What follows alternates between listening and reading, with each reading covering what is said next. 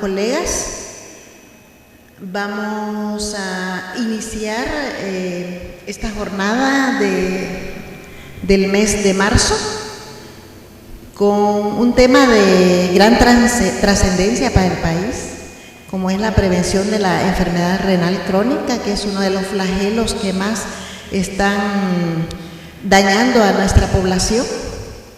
Y para ello hemos invitado a la Asociación Salvadoreña de Nefrología, quienes son los que llevan esta actividad. Agradecemos mucho ese apoyo de la Asociación de Nefrología para el Colegio Médico.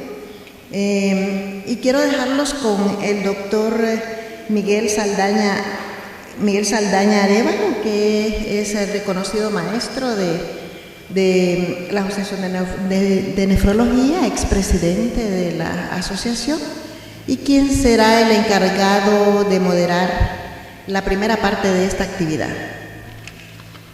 Doctor Saldaña.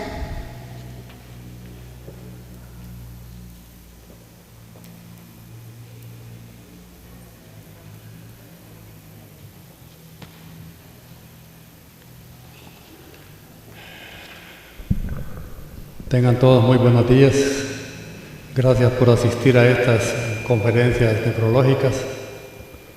Vamos a iniciar las charlas con el doctor Roberto Carlos Pineda, que va a discernir sobre nueva definición y clasificación de la enfermedad renal crónica, que en estos últimos años ha cambiado un poquito, entonces es bueno actualizarse sobre estas clasificaciones. El doctor Carlos Roberto Pineda Cañas se doctoró en medicina en la Universidad de El Salvador, efectuó estudios de medicina interna en el Hospital Rosales y hizo fellowship también nefrología, en el Hospital Rosales, y hizo 2 fellowships en el Hospital Universitario de La Paz de Madrid en 2 ocasiones. Nuevamente quiero repetir que él va a discernir sobre nueva definición y clasificación de enfermedad renal crónica. Doctor Pineda.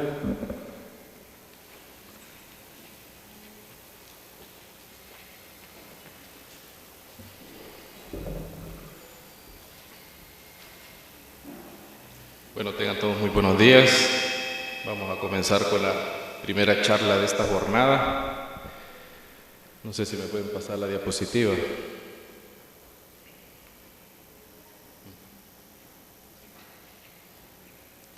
Bueno, nos vamos a basar para desarrollar el tema de este día, que es definición y nueva clasificación de la enfermedad renal crónica, en base a las últimas guías que se han publicado, que fueron en el 2012-2013. Bueno, a manera de introducción, podemos decir que la visión epidemiológica de la enfermedad renal crónica ha experimentado un cambio significativo en los últimos 20 años. De tal forma que, anteriormente la enfermedad renal crónica se restringía inicialmente a patologías de incidencia baja, ¿verdad? Se asociaba que era secundario a glomerulopatías, que era secundaria a enfermedades hereditarias, entonces por lo tanto era una enfermedad que era exclusivamente de atención especializada, es decir, por el nefrólogo. En la actualidad se sabe que la enfermedad renal crónica predominantemente es causada por enfermedades de alta prevalencia en la población, y también por fenómenos asociados a esta, como el envejecimiento, la hipertensión arterial, la diabetes o la enfermedad cardiovascular, ¿verdad? En los últimos 30 años la incidencia y la prevalencia de la enfermedad renal crónica ha ido aumentando y por lo tanto se han encontrado también que existen otras causas de alta prevalencia.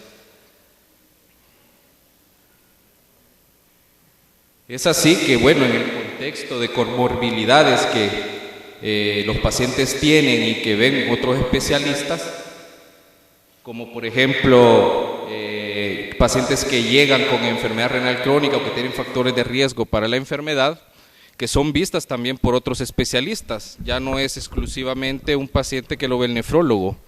Entonces tenemos los médicos de atención primaria, medicina interna, cardiología, geriatría, endocrinología y también cualquier otra especialidad que tenga un paciente con factores de riesgo para el desarrollo de la enfermedad renal crónica.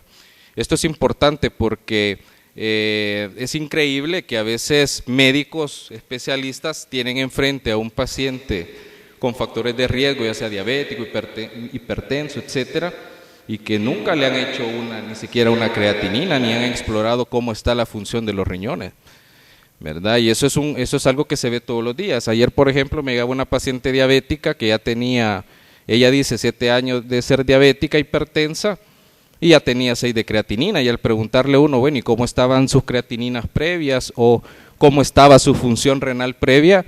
Pues desconocía, ¿verdad? Incluso nunca le habían dicho que tenía problemas en los riñones, y eso que era vista por médico internista en un hospital de 3er nivel.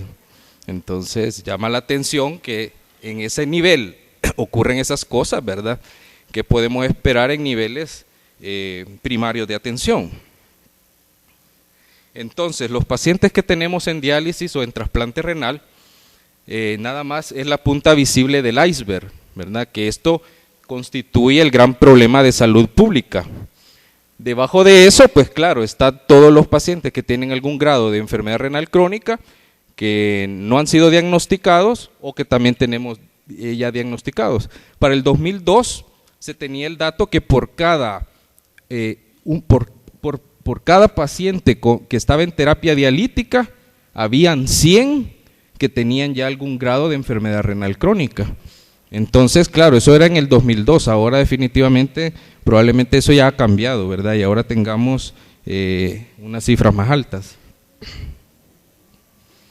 Entonces, en los últimos 10 años, las sociedades científicas de nefrología han desarrollado una enorme actividad de información e investigación acerca de la enfermedad renal crónica. En el 2002, la Fundación Nacional del Riñón norteamericana publicó las primeras guías KDOQI, que estas guías lo que pretendían era establecer una definición actual de la enfermedad renal crónica, la clasificación de la enfermedad renal crónica que antes conocíamos por estadios, métodos básicos de evaluación del paciente con enfermedad renal crónica, es decir, la estimación de la función renal por medio de la creatinina y el uso de fórmulas, y también la evaluación de la albuminuria como una prueba de tamizaje mediante la determinación del cociente albúmina-creatinina en una muestra de orina al azar. Entonces aquí están los objetivos que tenía esa primera guía, ¿verdad? Era unificar criterios en cuanto a definición y clasificación y también poder estratificar el riesgo de la progresión de la enfermedad renal crónica y el riesgo de desarrollar complicaciones cardiovasculares, entre otras. Entonces, ¿cuál era la definición en esas primeras guías? Bueno, la enfermedad renal crónica se definía como una disminución de la función renal expresada por un filtrado glomerular o un aclaramiento de creatinina menor de 60 mililitros minuto, estandarizado para esta superficie corporal, o como la presencia de un daño renal en ambos casos de forma persistente durante al menos 3 meses. Entonces, luego aparece la clasificación, que esta fue la primera clasificación, la cual la severidad de la enfermedad renal crónica la clasificaban en 5 estadios. El estadio 1, que era aquel en el cual el paciente tenía una función renal normal o aumentada, pero que tenía hallazgo de daño renal. Luego el estadio 2, cuando ya había una ligera disminución del filtrado glomerular. Estadio 3, cuando existía una moderada disminución. 4, una grave disminución del filtrado glomerular, y el nivel o estadio 5, cuando ya había falla renal o insuficiencia renal crónica terminal, también se le conocía. Entonces, desde que salieron estas guías, claro, fueron totalmente aceptadas e inmediatamente aplicadas por todos los nefrólogos a nivel internacional. En el 2004 ya se publicaron las primeras guías para el manejo del paciente hipertenso que tenía enfermedad renal crónica. Luego en el 2003 se fundó la organización KDIGO, como un grupo de expertos internacionales independientes para el desarrollo de iniciativas para la prevención y el manejo de la enfermedad renal crónica. O sea, se formó otro grupo de expertos. Y entonces ellos publican sus primeras guías en el año 2005 y ellos ratificaron la definición que ya habíamos mencionado y también hicieron ciertas modificaciones en la clasificación de la enfermedad renal crónica. Si nos damos cuenta, siempre clasifica la enfermedad renal crónica en estadios, 5 estadios, de acuerdo al filtrado glomerular, pero agregan el sufijo, ya sea la letra T o D, dependiendo en qué terapia dialítica o terapia de sustitución renal se encuentra. Si el paciente está en un estadio 5 y ya entró en diálisis, entonces le agregaban estadio 5D, ¿verdad? Refiriéndose a que el paciente ya estaba en diálisis. Y si ya estaba trasplantado, entonces agregaban la letra T. Y si ya estaba trasplantado, dependiendo qué nivel de filtrado glomerular tuviera, así lo clasificaban, ¿verdad? Ya sea estadio 1, 2, 3, 4, con la letra T. Bueno, en diciembre del 2012 y enero del 2013 aparecen las nuevas guías KDIGO, que ya son la segunda edición de esta definición, clasificación, evaluación y manejo de la enfermedad renal crónica, y agregan de una vez el tratamiento del paciente con enfermedad renal crónica más hipertensión. Entonces, estas son las guías más actuales que tenemos y es en las cuales nos regimos los nefrólogos, ¿verdad? Desde que se publicaron y aplicamos pues los criterios que aquí se nos plantea, porque esto viene o se arroja a partir de estudios relevantes, ¿verdad? Que de acuerdo a la medicina basada en la evidencia, pues es la mejor evidencia que se tiene al momento. Si ustedes quieren consultar la versión completa de las guías, lo pueden hacer a través de esta dirección electrónica. Bueno, entonces entrando ya al tema, la definición de enfermedad renal crónica, las nuevas guías KDIGO definen la enfermedad renal crónica como la presencia de alteraciones en la estructura o función renal durante al menos 3 meses y con implicaciones para la salud. Esto lo pongo resaltado porque este último reglón lo agregan en estas nuevas guías. ¿Por qué con implicaciones para la salud? Porque bueno, un paciente puede tener una alteración estructural, por ejemplo en un estudio de imagen, pero no necesariamente quiere decir que eso lo va a conducir a una disminución del filtrado glomerular. Por ejemplo, alguien puede tener en una ultra un quiste simple, pero eso no se puede considerar como daño renal, porque eso pues sabemos de que no va a tener repercusiones en la disminución de la función renal. Entonces, ¿cómo se va a diagnosticar? Bueno, los criterios diagnósticos que se toman son marcadores de daño renal, que ya los vamos a ver, y la reducción del filtrado glomerular, que se tiene como punto o umbral límite para definir la enfermedad renal crónica, un filtrado glomerular abajo de 60 mililitros minuto. La duración debe de ser mayor de 3 meses, es decir, que si encontramos que un paciente tiene un daño renal, ya sea estructural o funcional, ese daño debe de demostrarse de que persiste o que dura más de 3 meses. Bueno, aquí tenemos los criterios que nos definen o que nos diagnostican la enfermedad renal crónica. Los marcadores de daño renal son aquellos que, por ejemplo, el paciente tenga una albuminuria elevada, alteraciones en el sedimento urinario, que esto puede ser hematuria, presencia de cilindros, células epiteliales, etcétera, alteraciones electrolíticas u otras alteraciones de origen tubular, y aquí entran en juego todos aquellos síndromes tubulares como la diabetes insípida nefrogénica, síndrome de Fanconi y todas esas tubulopatías que pueden conducir a una disminución de la función renal. Luego tenemos alteraciones estructurales histológicas, cuando es evidente que se le hace una biopsia renal al paciente y que definitivamente encontramos hallazgos morfológicos. Alteraciones estructurales en las pruebas de imagen, por ejemplo hidronefrosis, riñones poliquísticos, etcétera. Y el paciente trasplantado renal, que como sabemos, un paciente trasplantado renal no es un paciente que ya se curó de la enfermedad renal, sino que es portador de la enfermedad renal crónica. Y luego el otro criterio, aparte de los marcadores de daño renal, es la disminución del filtrado glomerular, que debe de cumplir el criterio que debe de ser menor de 60 mililitros minuto. Bueno, media vez hecha la definición, pues bueno, pasamos a la clasificación. La enfermedad renal crónica se clasifica según las categorías de filtrado glomerular y albuminuria, como ya habíamos mencionado y habíamos visto en las otras clasificaciones. Sin embargo, aquí lo que se agrega son los grados de albuminuria, ¿verdad? Los grados de filtrado glomerular que van del grado 1 a grado 5. Ya en esta nueva clasificación ya no se habla de estadios de enfermedad renal crónica, sino que hablamos de grados de enfermedad renal crónica. Y la albuminuria que se clasifica de A1, A2 y A3. Entonces aquí tenemos la nueva clasificación.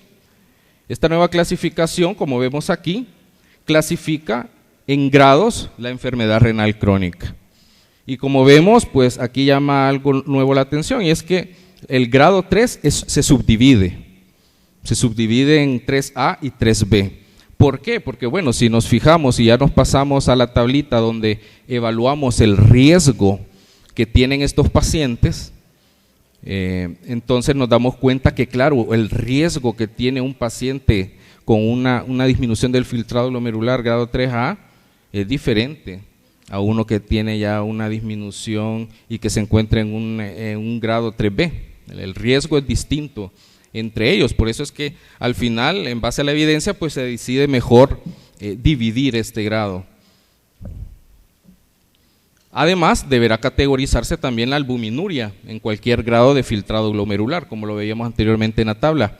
También se recomienda sustituir el término de microalbuminuria por el de albuminuria moderadamente elevada. Esto ocurre porque antes habían términos de microalbuminuria, macroalbuminuria, albuminuria severa, etcétera. O sea, habían otros términos y entonces con la finalidad de unificar, pues entonces se estableció que el término de microalbuminuria debería de sustituirse por el de albuminuria moderadamente elevada. Entonces se clasifica la albuminuria en A1, A2 y A3, según el cociente albúmina-creatinina en una muestra aislada de orina. Entonces volvemos a la clasificación y aquí nos damos cuenta que ya la albuminuria es categorizada en A1, A2 y A3, ¿verdad? Dependiendo del índice albúmina-creatinina que tengamos, así lo vamos a clasificar, así va a ser la severidad de la albuminuria. Entonces, este término de A2, que es la nueva categoría, pues esta es cuando existe moderadamente elevación de la albuminuria, ya no se llama microalbuminuria como se decía antes, sino que moderadamente elevada, simplemente. Bueno, luego de haber hecho la definición y la clasificación, pasamos a la estratificación del riesgo. Al expresar el diagnóstico de enfermedad renal crónica en un paciente concreto, se deberá explicitar la etiología, el grado de filtrado glomerular y la albuminuria. Por ejemplo, aquí tenemos cómo debería de expresarse.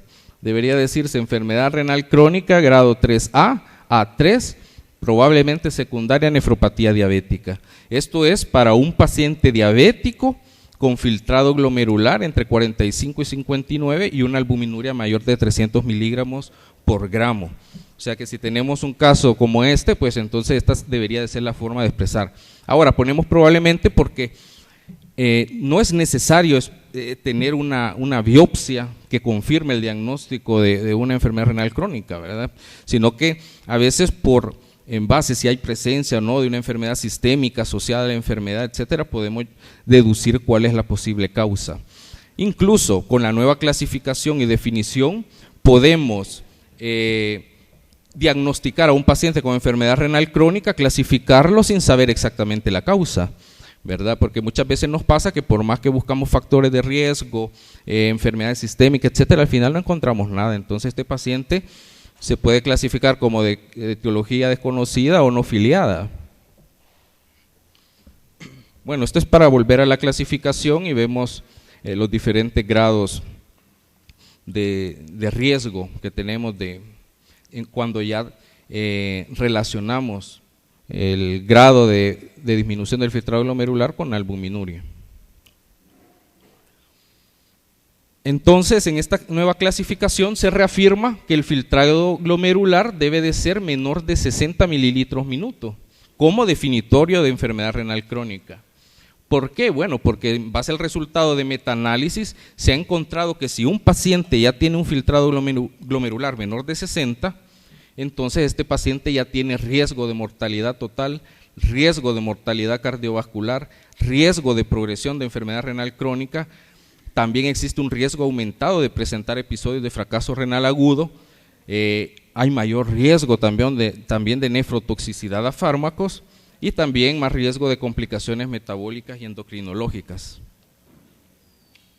Bueno, en cuanto a la evaluación de la enfermedad renal crónica, pues los objetivos básicos de la aproximación al paciente con enfermedad renal crónica, es importante que podamos determinar la cronicidad de la enfermedad, la causa, el filtrado glomerular y la albuminuria. La cronicidad. Muchas veces nos llega a la consulta algún paciente que, bueno, nos lleva a sus exámenes y encontramos que tiene una creatinina alta o que ya no llega con una depuración de creatinina. Entonces, realmente con ese paciente lo historiamos y todo y al final no logramos determinar cuánto tiempo tiene el paciente de tener esa creatinina tan alta. No sabemos si es un proceso crónico o es agudo.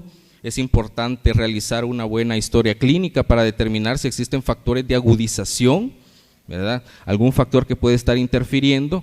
Obviamente hay que mandar nuevos estudios y ver ese paciente si existe duda a corto plazo.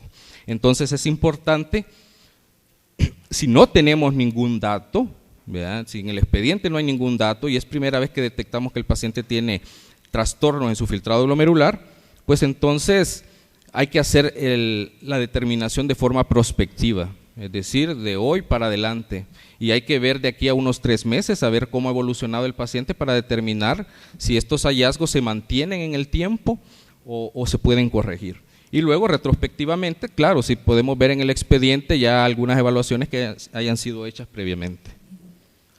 Es importante determinar la causa, como decíamos anteriormente, siempre y cuando sea posible. Esto se puede establecer mediante la presencia o ausencia de enfermedades sistémicas, lupus, diabetes, hipertensión, etcétera, que pueden ser potenciales causas de afección renal.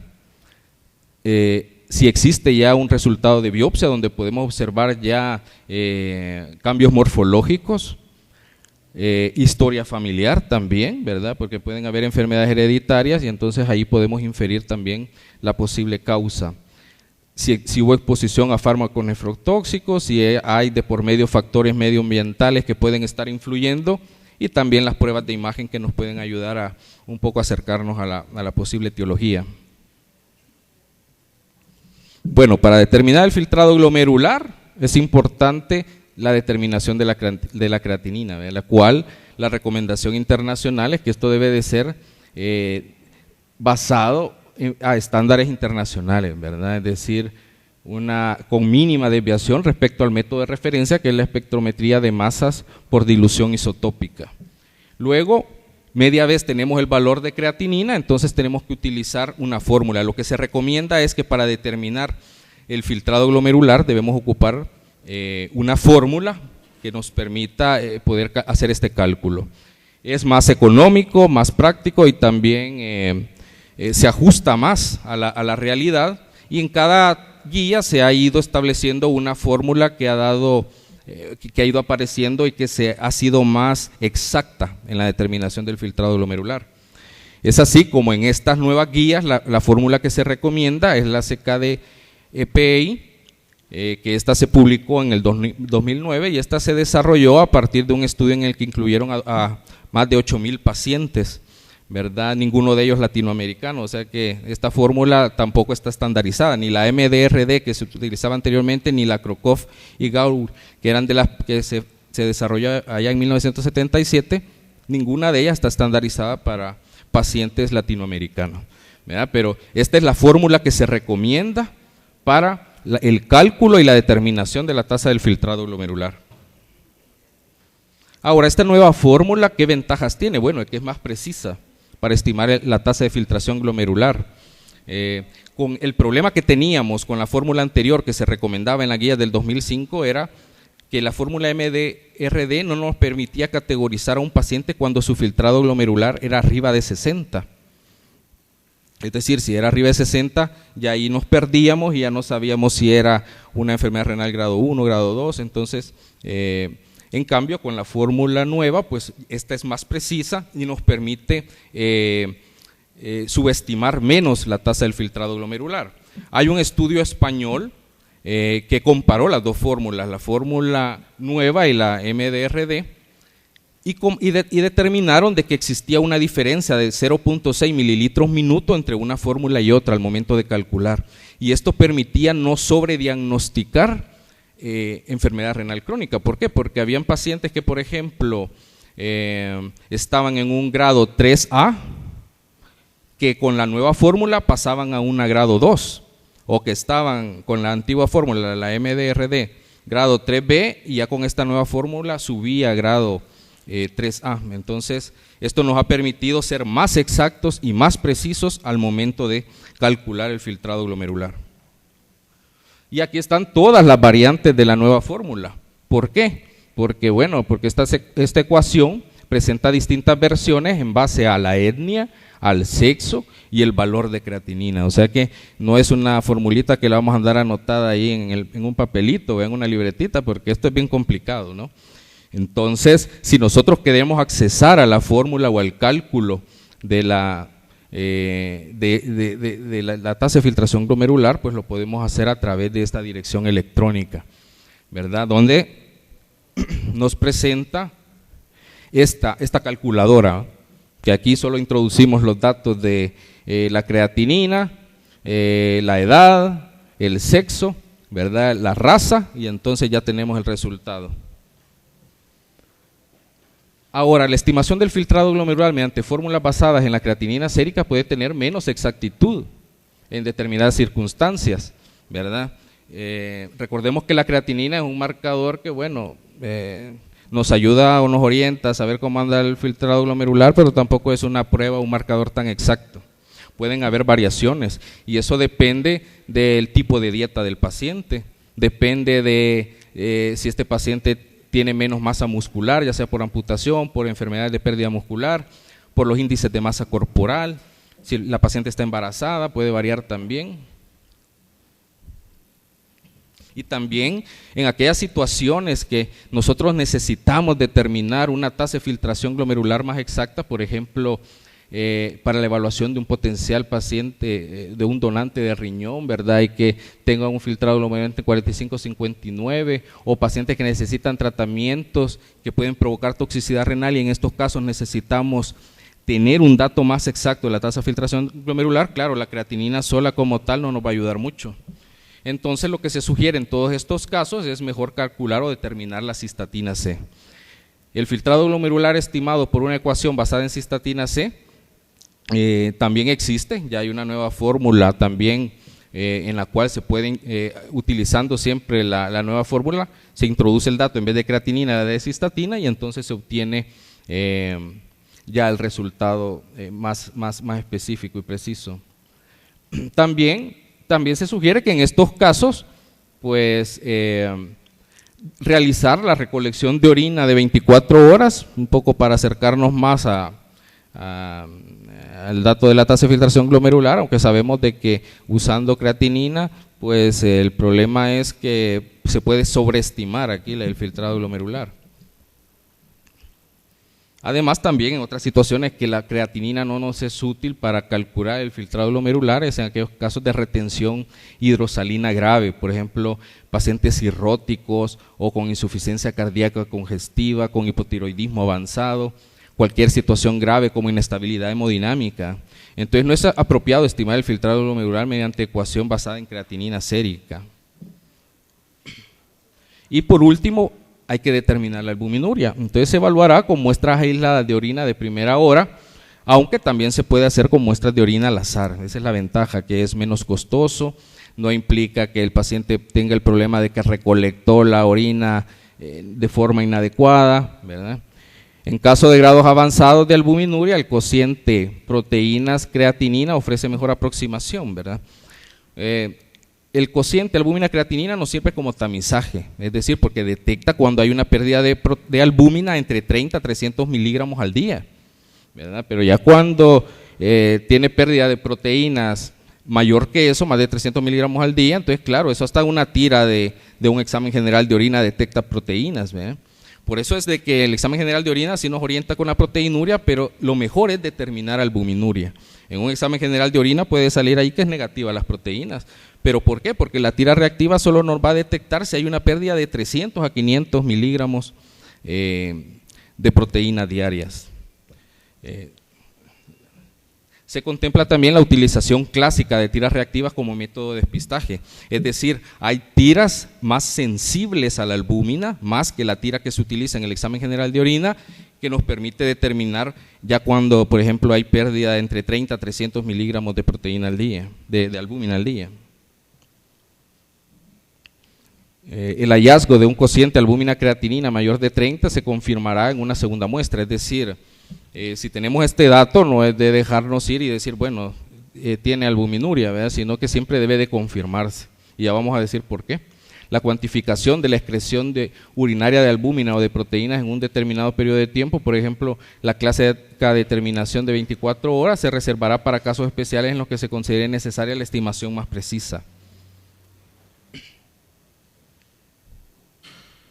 Entonces, por eso es que en todo caso que encontremos albuminuria, se deberá considerar que esto no sea una albuminuria o proteinuria transitoria, ¿verdad? Porque sabemos de que la proteinuria no siempre es crónica, sino que a veces pueden haber situaciones que pueden provocar proteinuria transitoria, y eso es lo que hay que determinar, descartar que no hayan infecciones urinarias, si el paciente ha tenido alguna actividad física extenuante, fiebre o insuficiencia cardíaca, que también puede interferir. Por eso es que cuando detectamos esta alteración debemos ver hacia adelante y determinar si de aquí a 3 meses esa alteración persiste o puede mejorar en el tiempo. La progresión, ya para terminar.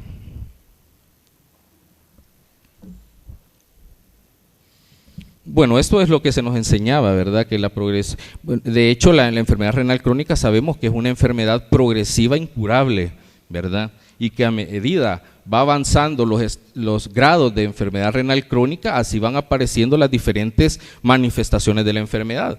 Y solo para recordar, en los niveles 2, 3 y 4, por lo general pueden ser o pasar desapercibidas, ¿verdad? Entonces tenemos que estar atentos a diagnosticar esta enfermedad precozmente, porque aunque un paciente tenga 1 y 2 y 3, alguien puede decir, bueno, pero se aleja todavía de llegar a diálisis, sí, pero el riesgo cardiovascular es altísimo. O sea, muchos pacientes mueren en estas etapas, no por la enfermedad renal crónica, mueren por una enfermedad cardiovascular. Y este es un estudio, quizá uno de los más importantes, que se publicó en el 2012, que es un estudio que cambia el actual paradigma, o el actual paradigma que se tenía en ese tiempo, de que la enfermedad renal crónica era una enfermedad progresiva lineal, es decir, que todos tenían la misma trayectoria.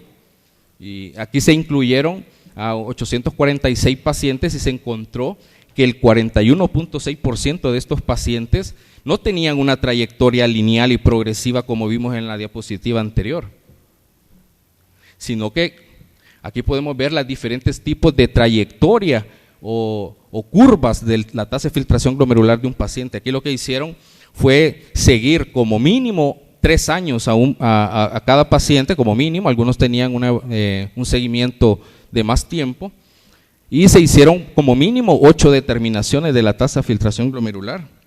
Y esto es lo que llama la atención, ¿no? Que no todo era así, lineal, progresivo, sino que algunos evolucionaban de esta forma, otros mejoraban, otros tenían curvas de desaceleración, ¿verdad? Pero de repente, bueno, se veía como que iba a mejorar y así, o sea, las curvas son diferentes. Entonces, esto nos permite dar las luces para que los científicos puedan investigar qué factores en el tiempo pueden influir para determinar en la evolución de la enfermedad renal crónica. Y nos da la esperanza de que tal vez modificando ciertos factores podemos también obtener beneficios del tratamiento y reducir la progresión de la enfermedad renal crónica, como vemos en estos casos.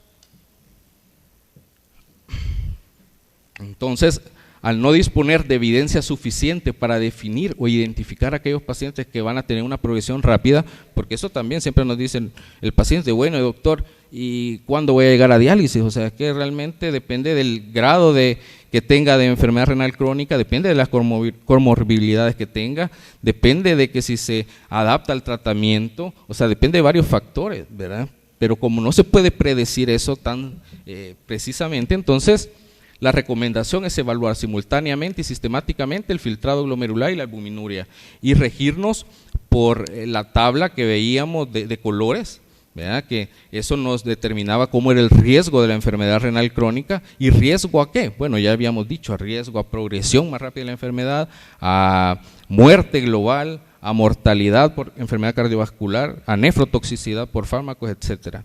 Entonces, tanto la reducción del filtrado glomerular como la albuminuria condicionan el pronóstico, ejerciendo además un efecto sinérgico. ¿Cómo se define progresión? Bueno, progresión es cuando hay un descenso sostenido del filtrado glomerular mayor de 5 mililitros minuto al año, o cuando hay un cambio de categoría, cuando nosotros le vamos dando seguimiento y vemos que va cambiando de categoría, siempre que este se acompañe de una pérdida del filtrado glomerular mayor de 5 mililitros minuto. Pequeñas fluctuaciones del filtrado glomerular no indican necesariamente progresión. Cuando se detecten los citados criterios de progresión, habrá también que descartar factores potencialmente de agudización, es decir, que no nos debemos de dejar persuadir de decir, bueno, ya la vez pasada la vi con tanto de filtración, ahora la veo con tanto, entonces ya progresó. No, hay que determinar que no existan fallas o fenómenos que la estén agudizando, porque no es lo mismo progresión que agudización. ¿Qué puede agudizarlo? Una neuropatía obstructiva, depresión de volumen, situaciones de inestabilidad hemodinámica, uso de fármacos, ¿verdad?, que pueden también alterar el filtrado glomerular. Ahora, si ya hay progresión, entonces se deberá de identificar cuáles son aquellos factores que influyen en la progresión, que puede ser la etiología de la enfermedad, puede ser la edad, el sexo, la raza, el tabaco, la obesidad, la tensión arterial, la hiperglucemia, etcétera. Y tenemos que ver de todos estos factores cuáles podemos todavía tratar o modificar. Entonces los pacientes con enfermedad renal progresiva sufren también un mayor riesgo cardiovascular, que era lo que decíamos al principio y es un mensaje, vean. No hay que confiarse porque el paciente tiene grado 1, grado 2, porque entonces el riesgo cardiovascular es alto. Solo tener enfermedad renal crónica ya le implica un riesgo cardiovascular. Y por último, ya esta es la última diapositiva, la periodicidad de la monitorización del paciente con enfermedad renal crónica también es objeto de recomendación. La frecuencia de las revisiones también se basa en la tabla de estratificación de riesgo, ¿verdad? En términos generales, los pacientes que tienen un riesgo bajo se revisarán con periodicidad anual. Los que tienen pacientes con riesgo moderado, de acuerdo a los colores que veíamos en la tabla, cada 6 meses. Y aquellos que tienen riesgo alto, muy alto, deberá revisarse cada 3 o 4 meses o la frecuencia que sea necesaria dependiendo de las comorbilidades o algún otro hallazgo que encontremos en el paciente. Ahora, eso es válido para el paciente estable, ¿verdad? Porque como mencionaba ya de último, depende si tiene un factor de agudización u otro problema, pues entonces tiene que verse de forma más frecuente. Y bueno, ahí termino mi presentación. Gracias.